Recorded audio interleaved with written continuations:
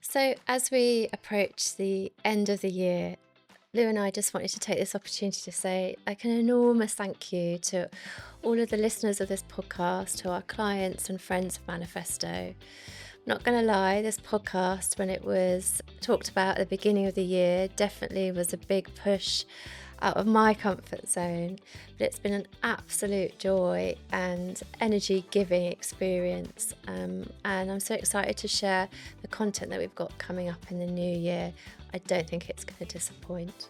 No, and we don't want to make you wait until the new year. So we have got an unwrapped full of tips of all the amazing kind of advice, guidance and examples that our guests this year have given us, especially for you. So have an amazing break and we cannot wait to see you next year.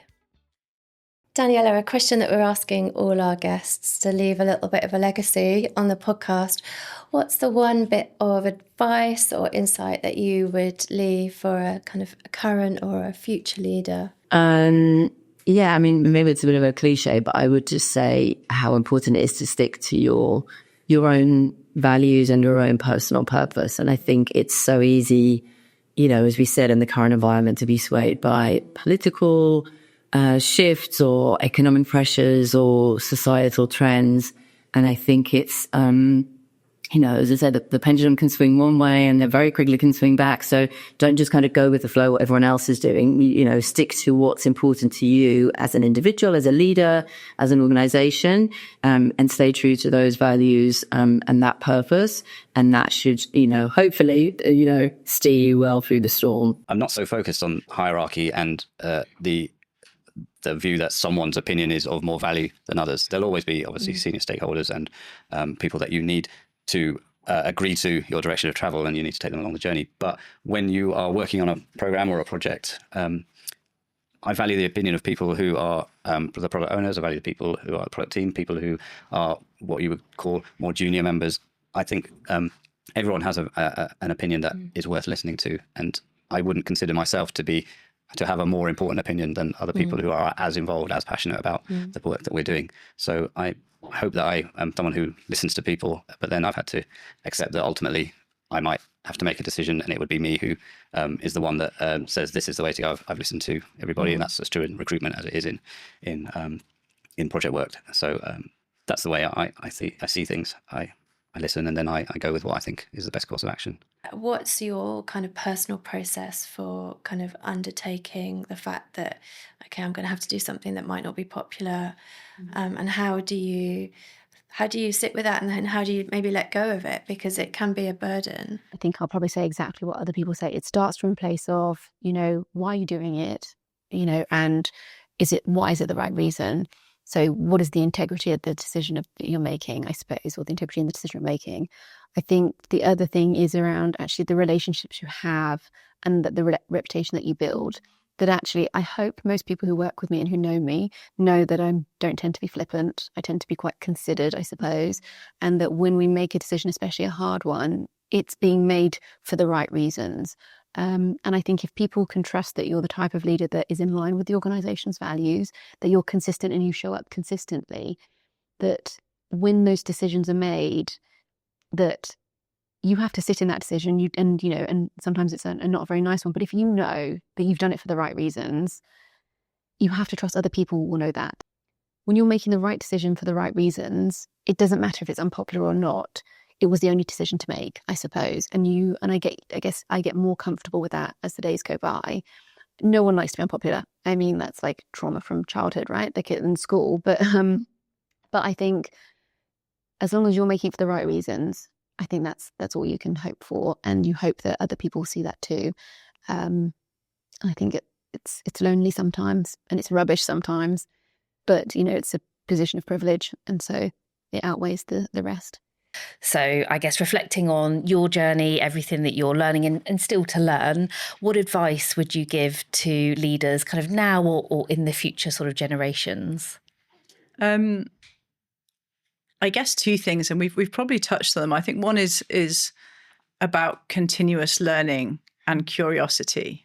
So accepting that you don't always know and you're not always right is hugely empowering, because you're constantly learning, you're constantly asking yourself questions about how does something work, you're curious about the future.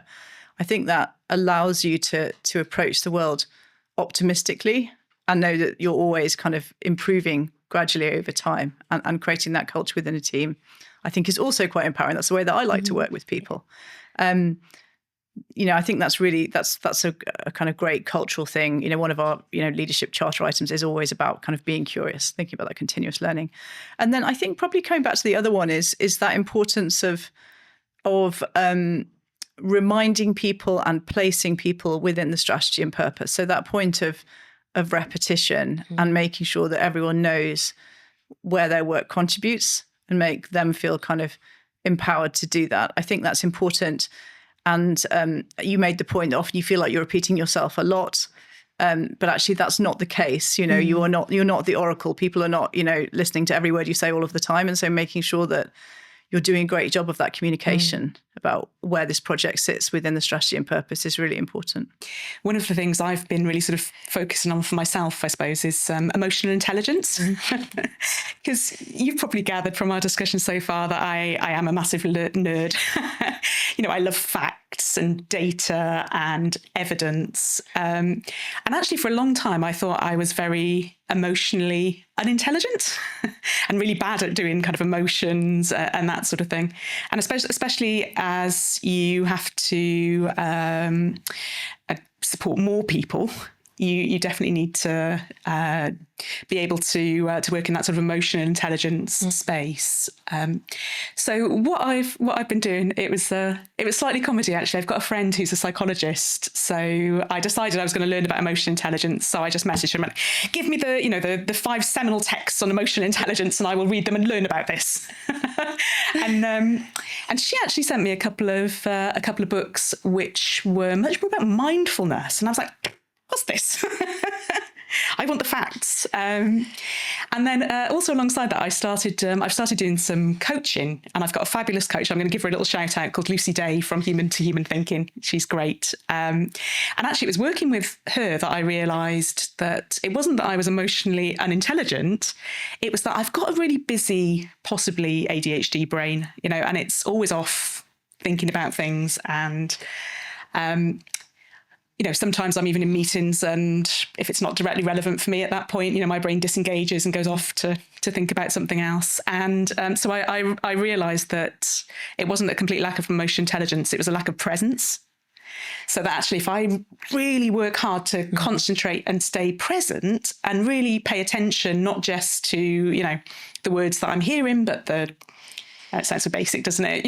But the facial expressions, the body language. Yeah. And actually I'm pretty okay on emotional intelligence. So that was a real sort of light bulb moment for me, and also explains why my friend decided to send me books on mindfulness rather than the 5 seminal papers on emotional intelligence that I needed to read to learn the skills. But like I said, I think that's obviously part of my personal journey, but I think particularly with these young, very emotionally intelligent generations coming through, I think leaders need to learn.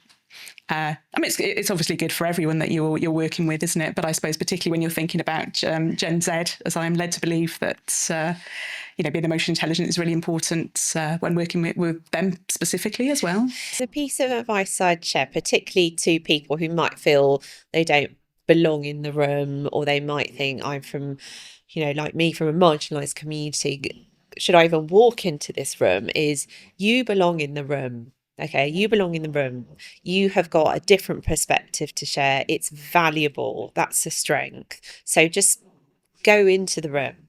And the other thing that I've really started to do over the last few years is, even if I feel nervous about something, so that could be AI for some leaders, it could be making difficult decisions about technology, is just to go out there to learn and just give it a go, see what happens, surround yourself with people you can learn from, even if you feel that self-doubt, just giving things a go and see what happens.